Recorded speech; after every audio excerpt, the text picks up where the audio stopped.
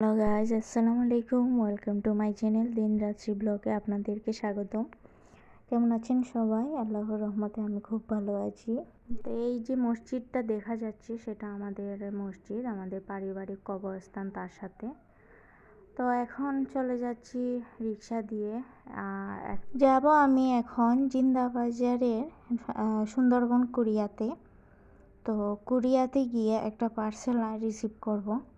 সকালবেলা দেখলাম ফোনে মেসেজ এসে ঢুকেছে, আবার কলও আসলো। তো পার্সেলটা পাঠিয়েছেন আমার আপা, ঢাকায় থাকেন আমার বড় আপা। তো এই জন্য পার্সেলটা রিসিভ করছি। তো খুব এক্সাইটেড ছিলাম আমি পার্সেলটা আনার জন্য। তো যাই হোক, পার্সেলটা রিসিভ করব এখন এখানে এসে নাম্বার দিয়ে তারপরে ওরা বের করে দিবে। তারপর পার্সেলটা বুঝিয়ে চলে যাব বাসায়। আর বাসায় গিয়ে আপনাদের সাথে দেখাবো আমার এই পার্সেলটি। তো শুরুতেই আপনাদের কাছে চেয়ে নিচ্ছি, যারা আমার এই ব্লগটি দেখছেন আপনারা প্লিজ একটা লাইক দিয়ে কন্টিনিউ করবেন।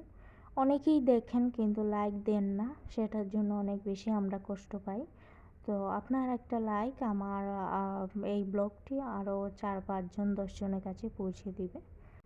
চলে আসলাম বাসায় আর এখন বাক্সটা ওপেন করছি। তো এগুলো আসলে এক বাক্স ভালোবাসা বললে চলবে, কারণ এগুলো আমার বোনের ভালোবাসা। তো এই সুন্দর বাটিকের ড্রেসটা আমি পছন্দ করেছিলাম, সেই জন্য আমার বোন পাঠিয়েছে। আরও এই পেস্ট কালার ড্রেসটাও এটা আমার বোনই পাঠিয়েছে আমার জন্য। তো এখন এগুলো খুলে নিচ্ছি। তো সবগুলো খুলে নেব, কি কি পাঠিয়েছে দেখেন। আর সাথে সাথে আমার মেয়েও কিন্তু আছে, কি দিয়েছে না দিয়েছে ও দেখছে। তো যাই হোক, আস্তে আস্তে করে সবগুলো খুলে নিলাম। অনেকগুলো পিঠা পাঠিয়েছে আর এগুলো কিছু টুকরা কাপড় দিয়েছেন যাতে বক্সগুলো না ফাটে, ফাঁকে ফাঁকে দিয়েছেন। আর আমি চাইলে এক্সট্রা কাজেও লাগাতে পারবো, এগুলো অনেক কাজে লাগে অনেক সময়। তো এখন এই বক্সটা ওপেন করা মাত্রই যেরকম এক্সাইটেড ছিলাম, খুশি ছিলাম, আসলে এক মুহূর্তেই মনটা ভেঙে গিয়েছে। এত সুন্দর করে পিঠাগুলো বানিয়েছিলেন আমার আপা, কিন্তু দুর্ভাগ্য আমার খারাপ, এই যে পিঠাগুলো নষ্ট হয়ে গিয়েছে সবগুলো পিঠা। তো পাটিসাপটা মোটামুটি ভালো ছিল, তারপরও আমরা খেয়েছি। আর এই দিকে কিছু ঢাকার বাহরকানি পাঠিয়েছে। তো ঢাকার বাহরকানিগুলো খুবই অন্যরকম। সিলেটের বাহরকানি হলো আপনার রুটির মতো, আর এইগুলো হলো পেটিসের মতো। দুই রকম টেস্টি। তো উনি দু রকমই দিয়েছেন, একটা মিষ্টি ছাড়া। তো এগুলো আসলে আমার শাশুড়ি মার জন্য। তো মাশাল্লাহ এগুলো মোটামুটি একটু ভালোই এসেছে।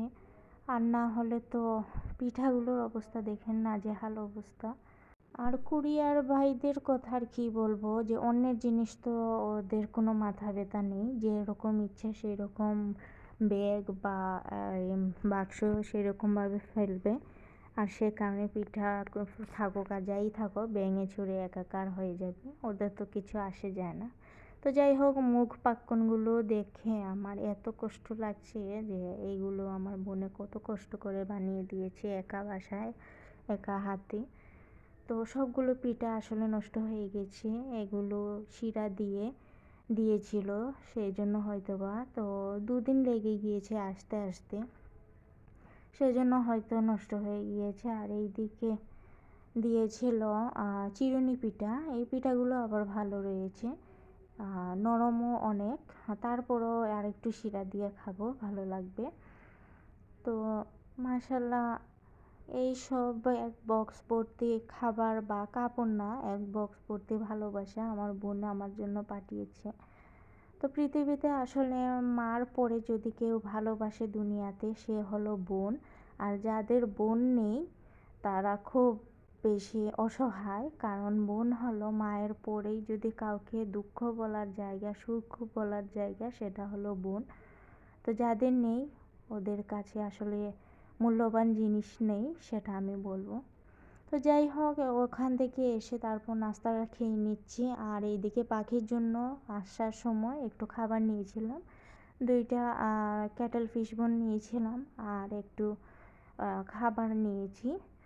তো এগুলো নিয়ে বাসায় এসে সকালের নাস্তাটা করছি। আর এইদিকে গাছগুলো থেকে বেগুনগুলো আজকে পারবো।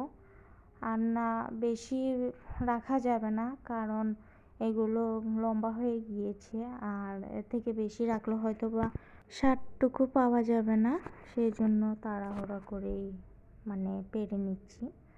তো কেমন লাগলো আমার এই ব্লগটি? আপনাদের কাছে যদি ভালো লাগে অবশ্যই একটা কমেন্ট করবেন। আর যদি আপনারা নতুন হয়ে থাকেন, কেউ আমার ভিডিওটি দেখছেন, অবশ্যই আপনারা সাবস্ক্রাইব করে রাখবেন। আর অবশ্যই বেল আইকনে একটা টিপ দিয়ে রাখবেন। তো আজ এই পর্যন্তই। সবাই ভালো থাকবেন এবং দোয়া করবেন।